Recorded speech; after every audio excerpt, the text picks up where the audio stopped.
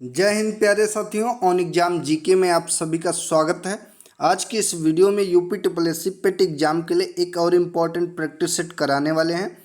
तो आप लोग वीडियो को लास्ट तक देखिएगा और वीडियो को ज़्यादा से ज़्यादा शेयर कीजिए ताकि और भी लोग जुड़ सकें। तो चलिए दोस्तों, आज की वीडियो को शुरू करते हैं।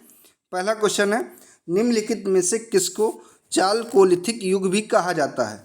तो चालकोलिथिक युग, जिसे ताम्र पाषाण युग को भी कहा जाता है, option number C correct option है। अगला क्वेश्चन, हर्षचरित नामक पुस्तक किसके द्वारा लिखी गई है? या हर्षचरित नामक पुस्तक के रचयिता कौन है? तो आपका जवाब हो जाएगा बाण भट्ट के द्वारा लिखी गई है, ऑप्शन नंबर 20 का करेक्ट ऑप्शन है। अगला क्वेश्चन, पानीपत के तीसरे युद्ध में निम्न में से किसने मराठों को हराया था? अफगानों ने, अंग्रेजों ने, मुगलों ने, रोहिलों ने? तो पानीपत के तृतीय युद्ध, जो कि 14 जनवरी 1761 ईस्वी को लड़ा गया था। कब लड़ा गया था? 14 जनवरी 1761 ईस्वी को पानीपत का तृतीय युद्ध लड़ा गया था, जो कि अफगानों से लड़ा गया था। Option number A correct option है, ए राइट ऑप्शन इसका। अगला क्वेश्चन, 1857 की क्रांति सर्वप्रथम कहाँ से प्रारंभ हुई थी? तो 1857 की क्रांति सबसे पहले मेरठ से शुरू हुई थी, जो कि 10 मई 1857 से प्रारंभ हुई थी और मंगल पांडे नामक सैनिक के द्वारा शुरू की गई थी। Option number C correct option है। अगला क्वेश्चन, इस्तमरारी बंदोबस्त किसके द्वारा लागू किया गया था? तो इस्तमरारी बंदोबस्त, जो कि लॉर्ड कॉर्नवालिस के द्वारा लागू किया गया था, option number C correct option है।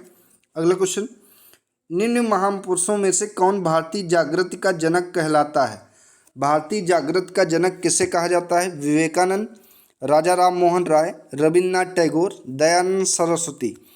तो भारतीय जागृति का जनक राजा राम मोहन राय को कहा जाता है, ऑप्शन नंबर 20 का करेक्ट ऑप्शन होगा। अगला क्वेश्चन, महात्मा गांधी ने 1930 में सविनय अवज्ञा आंदोलन कहाँ से आरंभ किया था?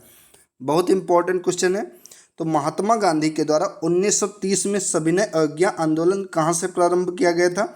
तो ये दांडी से शुरुआत इसकी की गई थी, ऑप्शन नंबर 20 का राइट ऑप्शन है। कई बार एग्जाम में पूछ लेता है कि महात्मा गांधी के द्वारा दांडी यात्रा की शुरुआत कहाँ से शुरू की गई थी, तो उसमें भी दांडी लगा देते हैं, लेकिन उसका सही ऑप्शन हो जाएगा साबरमती आश्रम से शुरू की गई थी, जो कि 12 मार्च 1930 ईस्वी को गांधी जी के द्वारा अपने 80 सहयोगियों के साथ पैदल चलकर लगभग 24 दिनों में, जो कि 390 किलोमीटर की यात्रा की थी और दांडी पहुंचे थे, जहां 6 अप्रैल 1930 को सविनय अवज्ञा आंदोलन को शुरू किया गया था, नमक कानून भंग करके। तो इसका करेक्ट ऑप्शन हो जाएगा ऑप्शन नंबर बी दांडी।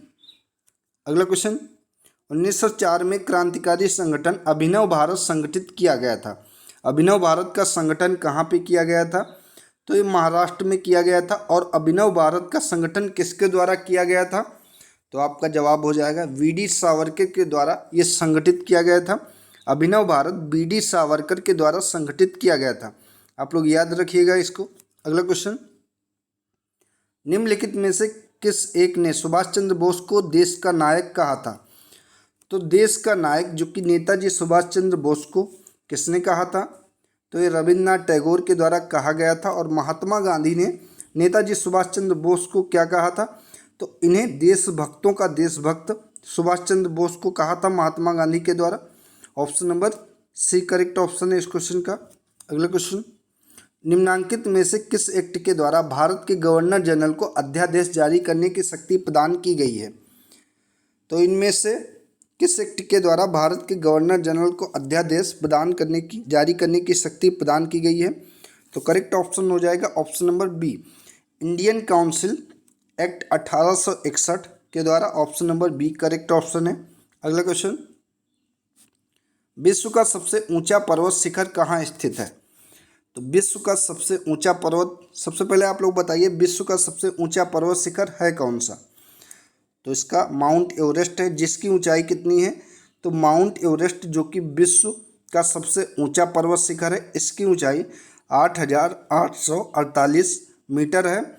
और ये हिमालय पर्वत का सबसे ऊंचा पर्वत है, जो कि नेपाल में स्थित है, नेपाल देश में स्थित है। इस क्वेश्चन का करेक्ट ऑप्शन हो जाएगा विश्व का सबसे ऊंचा पर्वत शिखर कहाँ स्थित है? तो नेपाल में स्थित है, जो कि माउंट एवरेस्ट है।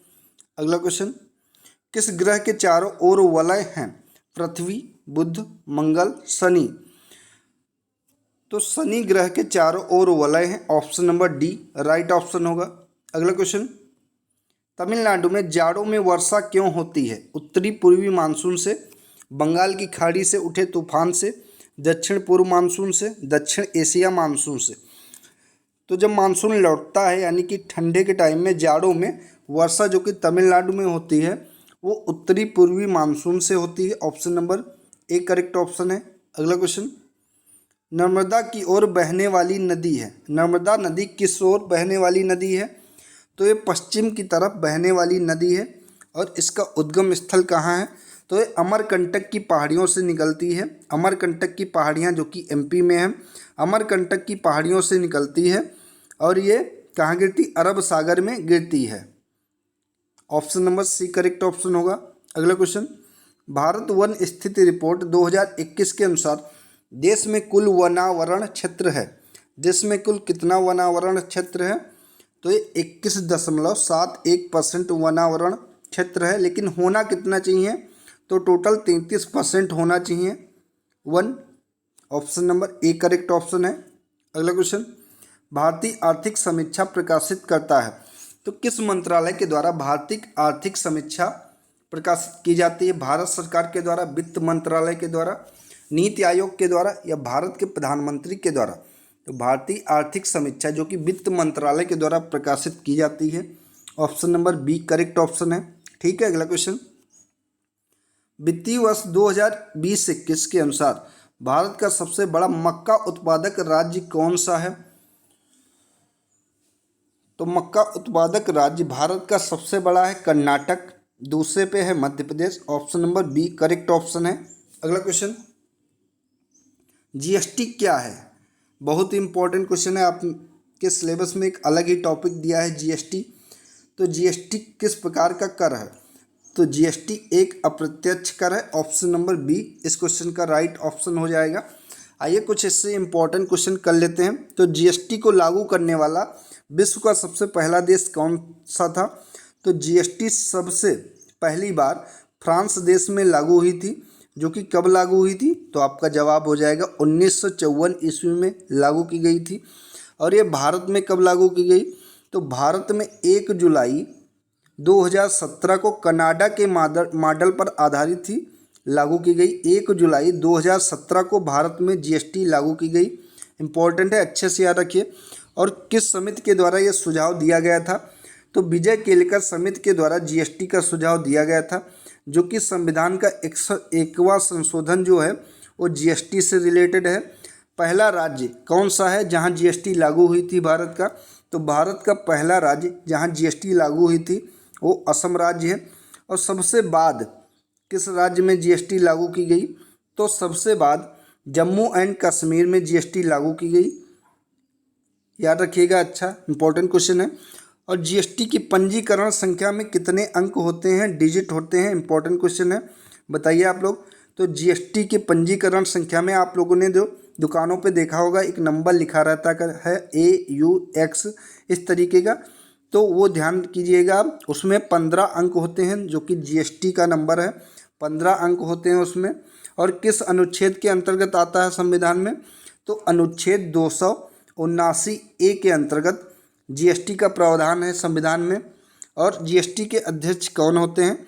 तो जीएसटी के अध्यक्ष भारत के वित्त मंत्री होते हैं। वर्तमान में भारत की वित्त मंत्री निर्मला सीतारमण हैं, जो कि जीएसटी परिषद की अध्यक्ष हैं, याद रखिएगा। और सर्वप्रथम जीएसटी बिल का प्रारूप तैयार करने वाली समिति के अध्यक्ष कौन थे? वेरी वेरी इंपॉर्टेंट क्वेश्चन है, पूछा जा सकता है। तो सबसे पहले जीएसटी जिस समिति के द्वारा तैयार की गई थी उस समिति के अध्यक्ष कौन थे? तो आपका आंसर हो जाएगा असीम दास गुप्ता। असीम दास गुप्ता जो कि जीएसटी बिल तैयार करने वाली समिति के सबसे पहले अध्यक्ष थे, असीम दास गुप्ता। जीएसटी का फुल फॉर्म भी पूछ लेता है कई बार एग्जाम में। तो जीएसटी का फुल फॉर्म क्या हो जाएगा? इसका फुल फॉर्म हो जाएगा गुड्स एंड सर्विस टैक्स। ये जीएसटी का फुल फॉर्म हो जाएगा। और ये संसद में 122वां बिल पेश किया गया था जीएसटी के लिए। उसके बाद 101वां संविधान संशोधन आया जीएसटी के लिए। इंपॉर्टेंट क्वेश्चन है जीएसटी से रिलेटेड। तो ऑप्शन नंबर बी करेक्ट होगा, एक अप्रत्यक्ष कर है। अगला क्वेश्चन, नीति आयोग के अध्यक्ष निम्नलिखित में से कौन है? तो नीति आयोग के अध्यक्ष इनमें से नरेंद्र मोदी हैं। जो भारत के प्रधानमंत्री होते हैं वो नीति आयोग के अध्यक्ष होते हैं। और उपाध्यक्ष इसके कौन है? तो नीति आयोग के उपाध्यक्ष सुमन बेरी हैं, याद रखिएगा। Option number C correct option है। अगला क्वेश्चन, भारतीय रिजर्व बैंक का राष्ट्रीयकरण किस वर्ष किया गया था? सबसे पहले आप लोग बताइए भारतीय रिजर्व बैंक की स्थापना कब की गई? तो 1 अप्रैल 1935 को 1 अप्रैल 1935 को भारतीय रिजर्व बैंक की स्थापना की गई, आरबीआई की स्थापना की गई, जो कि भारतीय शासन अधिनियम 1934 के अकॉर्डिंग की गई।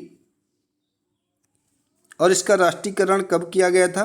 तो 1 जनवरी 1949 को भारत सरकार के द्वारा आरबीआई का राष्ट्रीयकरण किया गया था, 1949। Option number B correct option है। अगला क्वेश्चन, भारत में पंचायती राज दिवस कब मनाया जाता है? तो भारत में राष्ट्रीय पंचायती राज दिवस कब मनाया जाता है? तो ये मनाया जाता है 24 अप्रैल को, क्योंकि 24 अप्रैल 1993 को 73वां संविधान संशोधन हुआ था, जिसके अंतर्गत पंचायती राज को संविधान में शामिल किया गया। Option number D correct option है। 24 अप्रैल को पंचायती राज दिवस मनाया जाता है, राष्ट्रीय पंचायती राज दिवस इंपॉर्टेंट है। अगला क्वेश्चन, लोकसभा के अध्यक्ष को कैसे हटाया जा सकता है? लोकसभा के उपस्थित सदस्यों के 2/3 बहुमत से पारित संकल्प द्वारा, या फिर लोकसभा के सभी सदस्यों के बहुमत से पारित संकल्प के द्वारा, प्रधानमंत्री की सिफारिश पर राष्ट्रपति द्वारा, इनमें से कोई नहीं। तो करेक्ट ऑप्शन क्या हो जाएगा? तो लोकसभा के अध्यक्ष को लोकसभा के सभी सदस्यों के बहुमत से पारित संकल्प के द्वारा हटाया जा सकता है। Option number B right option है। अगला क्वेश्चन, निम्नलिखित में से कौन सा एक सुमेलित नहीं है? तो इनमें से कौन सा एक मेल नहीं खाता है, आप लोग बताएंगे। अनुच्छेद 39 से सामान्य न्याय एवं निःशुल्क विधिक सहायता, सही है। अनुच्छेद 40 के अंतर्गत ग्राम पंचायतों का गठन है, वेरी वेरी इंपॉर्टेंट है, आप लोग अच्छे से याद कीजिए। ये अलग भी पूछ लेता है कि अनुच्छेद 40 का संबंध किससे है, ये ग्राम पंचायतों का संगठन किस अनुच्छेद के अंतर्गत किया है? तो अनुच्छेद 40 के अंतर्गत किया गया है। ये भी अगला भी इंपॉर्टेंट है। अनुच्छेद 44 समान नागरिक संहिता, जो कि गोवा में लागू है, अनुच्छेद 44 के अंतर्गत आती है। अनुच्छेद 39 के अंतर्गत कार्यपालिका से न्यायपालिका का पृथक्करण, ये गलत है। Option number D correct option होगा इस क्वेश्चन का। अगला क्वेश्चन, केंद्र राज्य संबंध किस अनुसूची में है?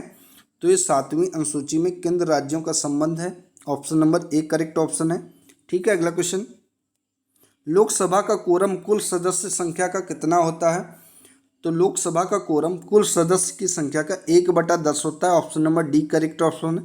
अगला क्वेश्चन, यदि एक बर्तन में तैरती हुई बर्फ पिघलती है तो उस बर्तन में पानी का स्तर घटता है, बढ़ता है? कोई परिवर्तन नहीं होता है, पहले बढ़ता है फिर घटता है। तो यदि एक बर्तन है उसमें बर्फ़ डाल दी जाए और धीरे धीरे पानी बढ़ता जाए तो क्या उसमें रहेगा? बर्फ़ पिघलती रहे, क्या होगा बताइए? उसमें पानी बढ़ेगा, तो कोई परिवर्तन नहीं होगा, क्योंकि वो पहले उसका आयतन ले लेती है। Option number B correct option है। अगला क्वेश्चन, सोल्डर किन 2 धातुओं से बना मिश्र धातु है? तो सोल्डर जो कि टिन और सीसा से बना मिश्र धातु है। और पीतल किससे बना मिश्र धातु है, बताइए आप लोग। पीतल किससे बना है? तो ये तांबा और जस्ता से बना हुआ मिश्र धातु है, इंपॉर्टेंट है, याद रखिएगा। ऑप्शन नंबर डी इस क्वेश्चन का राइट ऑप्शन है। अगला क्वेश्चन, ऊष्मा का सबसे अच्छा चालक है पारा, सीसा, चांदी, इनमें से कोई नहीं।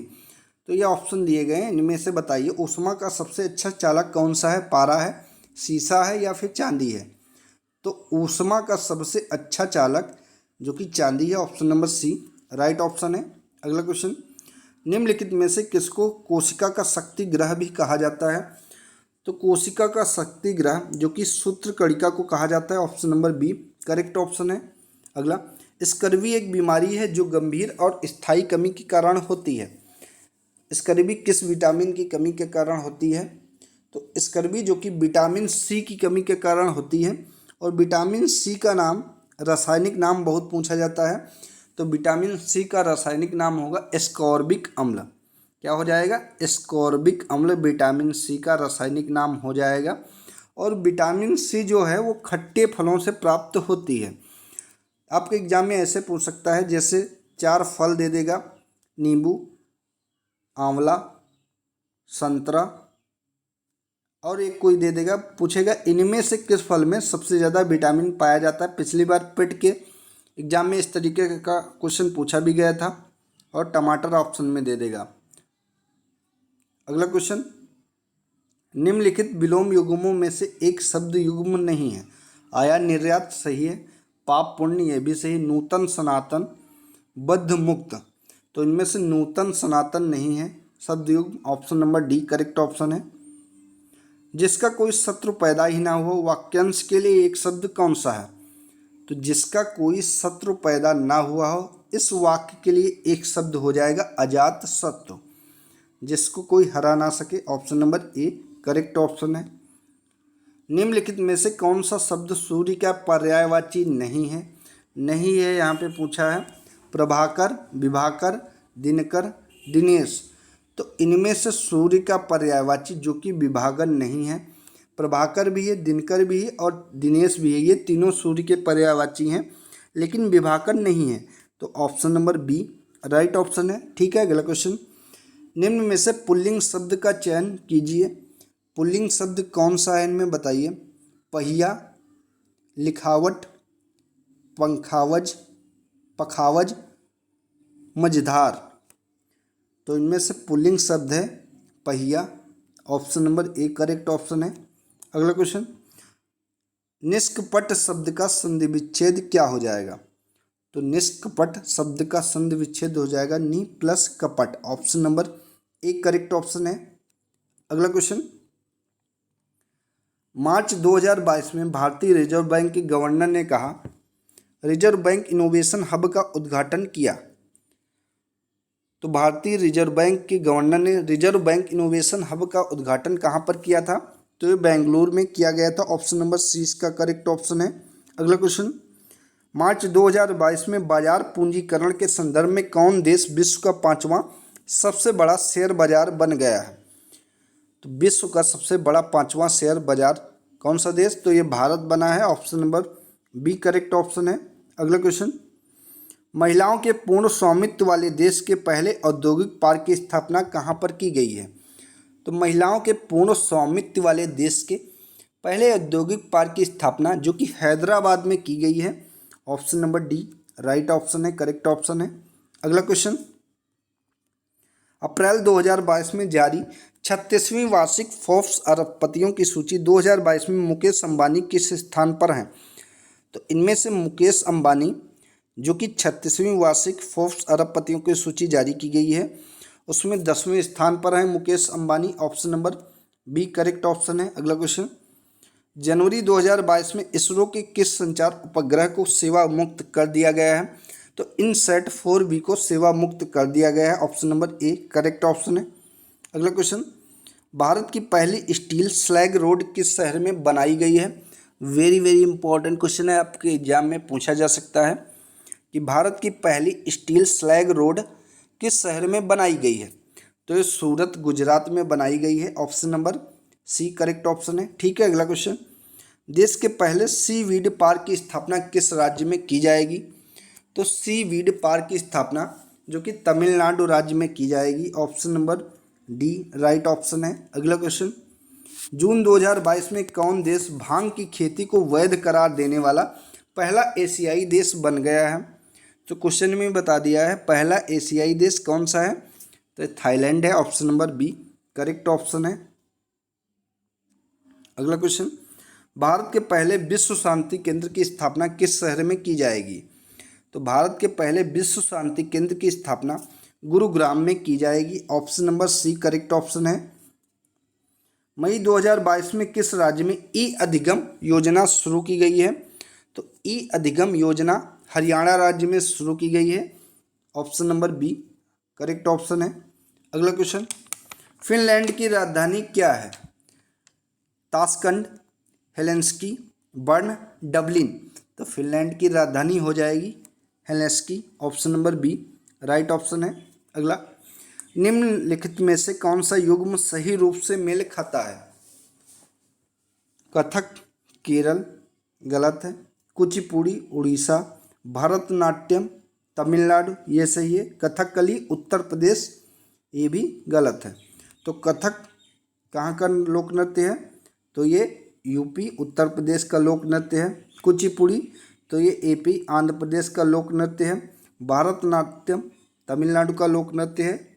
और कथकली ये कहाँ का है? तो आपका जवाब हो जाएगा ये केरल राज्य का है। इस क्वेश्चन का करेक्ट ऑप्शन होगा ऑप्शन नंबर सी। अगला क्वेश्चन, विश्व खाद्य कार्यक्रम WEP संयुक्त राष्ट्र की खाद्य सहायता शाखा है, इसका मुख्यालय कहाँ पर है? तो WEP का मुख्यालय कहाँ पे है? तो ये रोम जो कि इटली है में है, इसमें इसका मुख्यालय है। Option number D correct option है। गुदई महाराज कौन सा वाद्य यंत्र बजाते थे? तो गुदई महाराज जो कि तबला वाद्य यंत्र बजाते थे। Option number A correct option है। अगला क्वेश्चन, साहित्य में नोबेल पुरस्कार प्राप्त करने वाले प्रथम भारतीय का नाम बताइए। वेरी वेरी इंपॉर्टेंट क्वेश्चन है। तो साहित्य में नोबेल पुरस्कार प्राप्त करने वाले प्रथम भारतीय जो कि रविन्द्रनाथ टैगोर हैं। Option number A correct option है। और इनको कब नोबेल पुरस्कार दिया गया था? तो इनकी रचना गीतांजलि के लिए इन्हें 1913 ईस्वी में नोबेल पुरस्कार से सम्मानित किया गया था। Option number A correct option होगा रविन्द्रनाथ टैगोर। अगला क्वेश्चन, बांधों को आधुनिक भारत के मंदिर किसने कहा था? तो बांधों को आधुनिक भारत के मंदिर जो कि पंडित जवाहरलाल नेहरू के द्वारा कहा गया था। ऑप्शन नंबर एक करेक्ट ऑप्शन है। अगला, जून 2022 में आयोजित टेनिस की ग्रैंड स्लैम प्रतियोगिता फ्रेंच ओपन 2022 के पुरुष एकल का खिताब किसने जीता है? इंपॉर्टेंट क्वेश्चन है ये भी करेंट अफेयर्स का। तो ये नोवाक जोकोविच के द्वारा जीता गया है। Option number A correct option है। अगला क्वेश्चन, पुस्तक mind master winning lessons from a champion's life के लेखक कौन है? तो पुस्तक mind master winning lessons from a champion's life, इस पुस्तक के लेखक कौन है? तो लेखक है Viswanathan Anand. Option number D right option है। अगला क्वेश्चन, अप्रैल 2022 में पहला लता दीनानाथ मंगेशकर पुरस्कार किसे प्रदान किया गया है? तो अप्रैल 2022 में पहला लता दीनानाथ मंगेशकर पुरस्कार नरेंद्र मोदी को प्रदान किया गया है। Option number B correct option है।